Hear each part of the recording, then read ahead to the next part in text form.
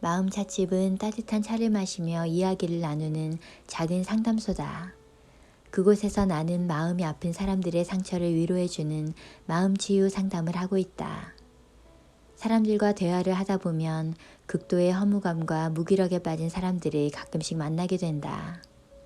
좋은 직장에 다니지만 어떤 행복도 느끼지 못한다거나 가족과 단란한 가정을 이루고 살지만 왜 살아야 하는지 모르겠다는 사람들.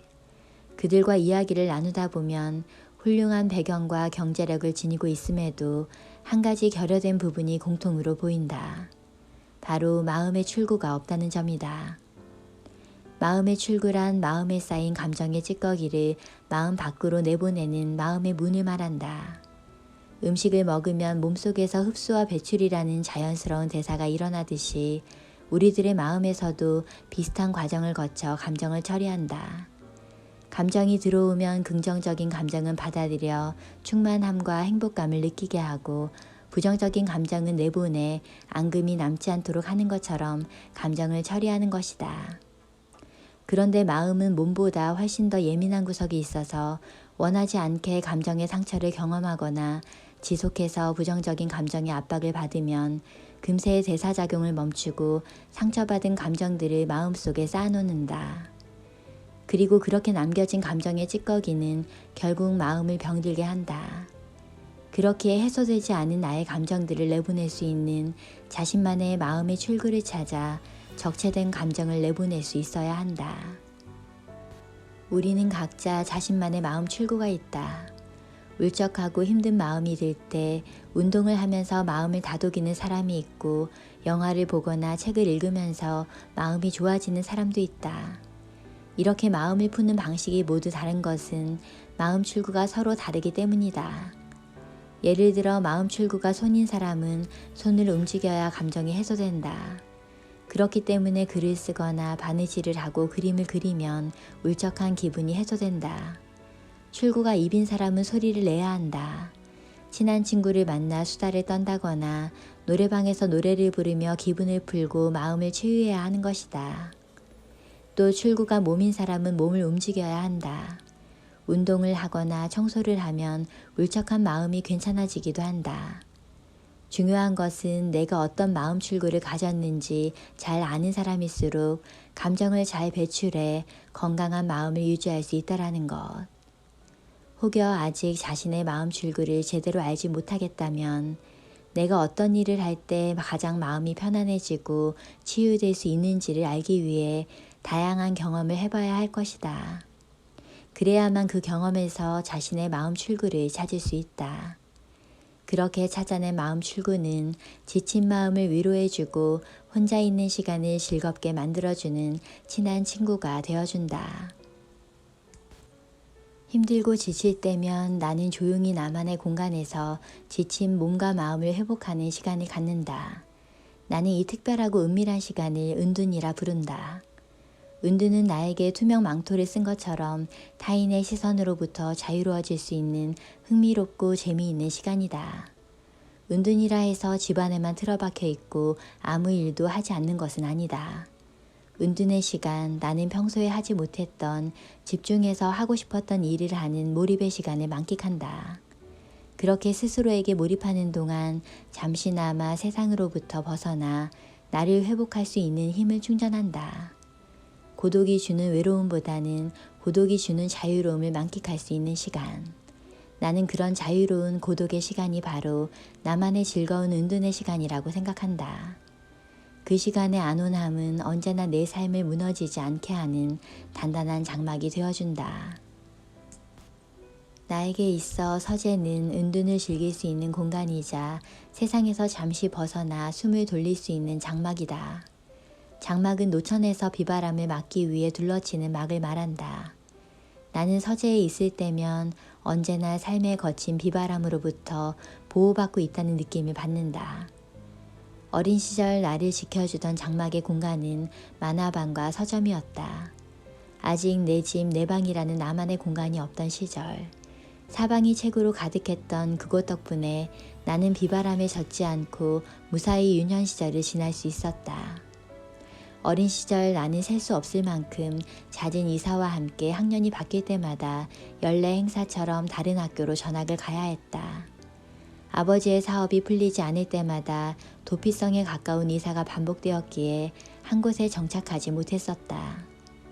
천성이 말이 없고 내성적이었던 나는 새로운 학교에 갈 때마다 또래 집단에서 고립되지 않으려고 최선을 다해 노력해야 했다. 하지만 아슬아슬한 노력도 오래가지는 못했고 학교에서도 집에서도 대부분 혼자만의 시간을 보냈다. 그런 나의 고독의 시간은 머지않아 전환점을 맞게 되었다. 그것은 다름 아닌 당시만 해도 유해 공간으로 여겨졌던 만화방이라는 공간과의 만남이었다. 내가 처음으로 경험한 만화방은 잠시도 눈을 뗄 수 없는 신기한 것들이 가득한 장소였다. 그렇게 많은 책을 본 건 그때가 처음이었다.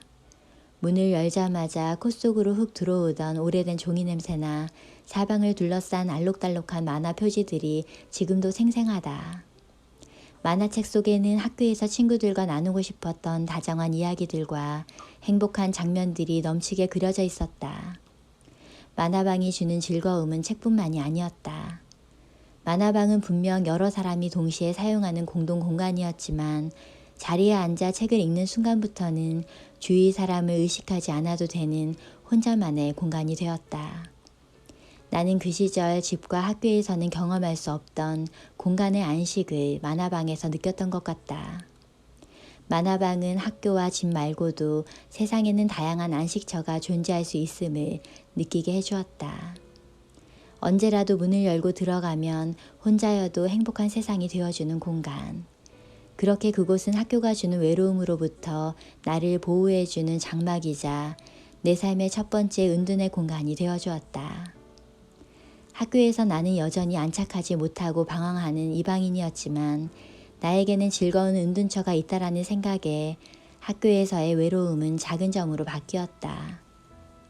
그 이후로도 전학은 계속되었지만 동네마다 있던 나의 은둔의 공간이 되는 만화방 덕분에 제법 괜찮은 시간을 보낼 수 있었다. 중학생이 되고 나서부터는 만화방이 아닌 서점을 가게 되었고 만화책에 대한 애정은 자연스럽게 소설이나 시 같은 문학 작품으로 이어졌다. 잘 정돈된 서가에 꽂힌 수만 권의 책들, 그 앞에 서서 책장을 넘기며 내뿜는 사람들의 차분한 에너지와 고요한 소음 역시 내 마음을 안정시켜 주었다. 이제는 더 이상 학교에 다니지 않아 전학할 일은 없지만 요즘에도 가끔 무언가에 적응하기 힘들 때면 서점에 간다. 그러면 서점은 여지없이 나의 안락한 장막이 되어준다. 그 장막 속에서 천천히 서가를 돌며 마음에 드는 책을 고르고 인적 드문 귀퉁이에 앉아 책을 읽다 보면 어렸을 때처럼 혼자이지만 외롭지 않은 충만함을 느끼게 된다. 위급한 환자가 긴급 수혈을 받으며 생명을 유지하듯 힘든 일이 있을 때마다 그렇게 나를 위로하고 치유하는 은둔의 시간을 보내며 힘든 순간을 버티는 것이다. 이렇게 나를 충전할 수 있는 시간을 매일같이 가질 수 있다면 더없이 좋겠지만 여의치 않다면 일주일에 한 번이라도 이러한 시간을 적극적으로 내 삶에 배치하려는 노력이 필요하다. 은둔에도 다양한 방식이 존재한다. 그중 소은은 소소한 즐거움, 작은 은둔을 뜻한다. 내가 할 수 있는 일에 최선을 다하면서도 다른 한편으로는 나를 쉬게 할 수 있는 여유로운 시간을 갖는 것을 의미한다. 나의 마음에 쉼을 주고 치유할 수 있는 시간을 만들기 위해서는 내가 평소에 잘하고 좋아하던 것들을 적극 활용할 필요가 있다. 내가 먹는 걸 좋아한다면 집에서 나를 위한 요리를 하고 플레이팅을 예쁘게 해서 음식을 즐긴다든지 평소에 찾아놓은 맛집을 찾아다니며 나만의 여정을 즐기는 것도 좋은 방법이다. 또 여행이 나의 가장 편한 휴식이었다면 짧게라도 차박이나 캠핑을 다녀오거나 도심의 호텔에서의 하루를 휴양하는 호캉스를 보내는 것도 좋은 방법이다. 바쁘게 살다 보면 일상에 반복되는 패턴과 습관에만 길들여져 미처 다른 곳을 둘러볼 시도조차 못하는 경우가 많다. 그러나 사소한 일로 마음의 상처가 생기듯 이렇게 작고 소소한 즐거움에 의미를 부여하는 것만으로도 마음에는 뚜렷한 변화를 일으킬 수 있다. 오랫동안 공간에 대해 공부한 나는 정리를 기운의 조화라고 생각한다. 공간에 정돈된 질서를 부여하는 일은 나의 머릿속 무질서한 생각까지 정돈해주는 효과로 이어지기에 나는 정리를 은둔의 한 가지 방법이라 여긴다. 정리는 마음의 재충전을 위한 것이다. 편안한 기운, 힘이 나게 하는 기운이 공간과 물건마다 자연스럽게 융합되어 서로를 빛나게 해주는 것. 그런 공간의 질서를 만드는 것이 나에게는 정리이다. 그래서 나는 기운이 떨어진 것 같은 느낌이 들면 지금 내가 머물고 있는 공간을 정리하기 시작한다. 그러면 바닥으로 떨어진 마음의 기운이 공간과 공명하며 다시 새로운 힘을 얻는다. 사람들의 일상을 관찰해보면 사는 공간의 질서와 마음의 질서가 연결되어 있다는 뚜렷한 상호 연관성을 발견하게 된다. 사랑하는 가족이나 지인의 상실과 맞물려 저장 강박증이 나타나는 사람, 냉장고 안에 물건을 줄맞춰 정리하는 결벽에 가까운 습관이 다른 사람을 용납하지 못하는 편향적인 인간관계로 드러나기도 한다. 이렇게 공간과 그곳에 머무는 사람의 심리는 연결되어 있다는 것을 알 수 있다. 10년 전 출간된 곤도마리아의 정리의 기술은 세계적인 베스트셀러에 오르며 새로운 트렌드를 만들어냈다. 설레지 않는 것은 버리라는 극단적인 미니멀리즘은 그동안 물건을 쉽게 버리지 못해 힘들어하던 사람들에게 버릴 수 있는 용기와 설렘이라는 감정을 안겨주었다. 곤도마리에식 정리법에서는 미래가 아닌 지금을 강조한다. 과거에 얽매이지 않고 미래의 지금의 행복을 저당 잡히지 않는, 한마디로 지금 이 순간 설레이는 삶을 살라는 것이다. 누가 시키지 않아도 유행했던 이러한 정리의 기술은 치워도 지워도 쓰레기가 쌓여가는 집은 단순한 게으름이 아닌 정리되지 않은 마음의 문제임을 다시 한번 생각할 수 있게 해주었고, 보이는 것을 정리하면 보이지 않는 것도 정리될 것이라는 믿음과 공간을 정리하면 내 삶 또한 새롭게 정돈될 수 있지 않을까 하는 기대와 설레임을 가질 수 있게 해주었다. 흔히 정리정돈은 어쩔 수 없이 해야 하는 귀찮은 일, 의무적으로 해야 하는 가사 노동쯤으로 여기고는 한다. 또 정리라는 말을 들으면 먼지 한 톨 없이 깨끗이 치우고 버리는 것을 떠올린다. 하지만 우리가 무언가를 정리한다는 건 단순히 치운다는 청소가 아닌 좀 더 깊은 의미가 담겨 있다. 정리란 그저 치우거나 버리는 것이 아닌 무질서한 에너지의 질서를 잡는 것이다. 우리는 보이는 공간과 물건을 정돈함으로써 보이지 않는 삶의 에너지를 충전할 수 있다. 은둔의 시간이 필요할 때 일상에서 내가 자주 활용하는 것은 누구나 흔히 하는 책상 정리이다. 메모를 좋아하는 습관 때문에 평소 내 책상에는 정리되지 않은 메모지와 포스트잇이 수북이 쌓여 있다. 일주일만 돌보지 않아도 어디에 무엇을 써놨는지 찾기가 힘들 정도이다. 지저분해 보여도 매일 정리를 하지 않는 이유는 그렇게 쌓여있는 모습이 좋아서이다. 농부들이 추수가 끝난 들판에 볏짚이 쌓여있는 모습을 보고 풍성함을 느끼듯이 나는 책상에 쌓인 메모지들을 보며 생각의 풍성함을 느낀다. 그 느낌이 좋아서 일부러 치우지 않고 그냥 두게 된다. 그렇기에 내가 어질러진 책상을 정리하는 날은 따로 있다. 오늘따라 유난히 생각이 정리되지 않는다 싶을 때이다. 그런 날은 아무리 할 일이 많더라도 작업을 멈추고 시간을 들여 책상을 정리한다. 그렇게 책상 정리는 쌓여있는 메모지들을 한 장 한 장 읽는 것부터 시작된다. 읽으면서 비슷한 주제의 내용은 한 곳에 모아 이전에 모아두었던 메모 묶음과 함께 묶어놓는다. 그렇게 메모와 문서들이 정리되면 서랍을 열어 필기구와 여러 가지 소품들을 꺼내 상태를 확인하고 정리한다. 그런데 책상을 정리할 때 한 가지 주의할 점은 책상을 꼼꼼히 정리하는 일은 작업을 시작할 때가 아닌 일과의 마지막 혹은 일정의 마무리에 해야 한다는 것이다. 일과를 시작하기 전에 하는 정리는 오히려 일을 지연시키고 관심을 분산시키는 역할을 하게 한다. 책상 정리를 꾸물거리며 일과만 지체하게 하는 변명거리로 만들어서는 안 되기에 전력 질주 후에 숨을 고르는 이완의 시간으로 여길 수 있는 일과의 마무리 시간을 되도록 활용하는 것이다. 이러한 방식의 책상 정리는 성취의 일부분이 되기도 한다. 전쟁 같은 일상의 전운이 남아있는 고단한 뇌를 책상과 함께 정리하는 의미를 담고 있는 것이다. 이렇게 책상 정리라는 은둔은 일상 어디에서도 가능한 나에게 가장 쉬운 은둔법 중 하나이다. 그러나 책상 정리를 하는 시간이 누구에게나 생각이 정리되는 은둔의 시간이 될 수 있는 것은 물론 아닐 것이다. 어떤 방식을 택하느냐는 내가 평소에 주위의 공간에 어떤 의미를 부여하고 있느냐로 결정된다.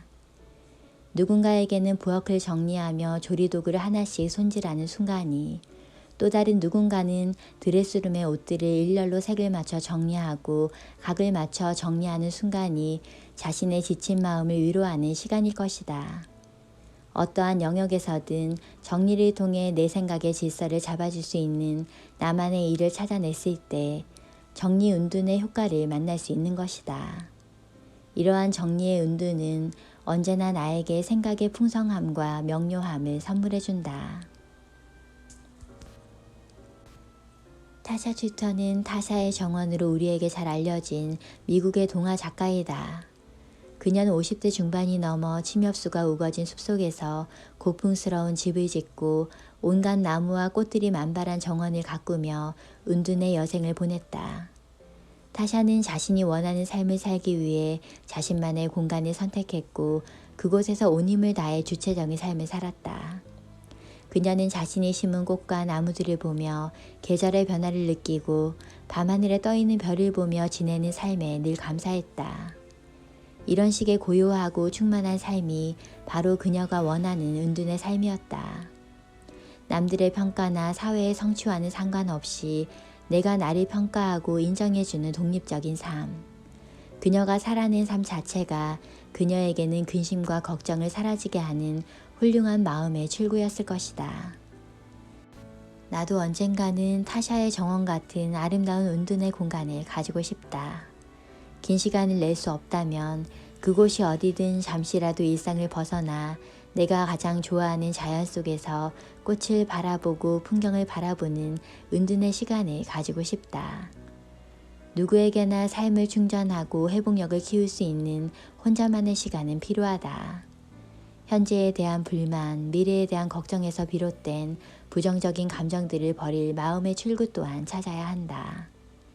내가 나를 위해 살고 있다는 생각이 들지 않을 때, 그래서 마음속에 슬픔과 허무의 앙금이 쌓여가고 있을 때, 더 늦기 전에 조금은 긴 시간에 즐거운 은둔을 경험할 수 있기를.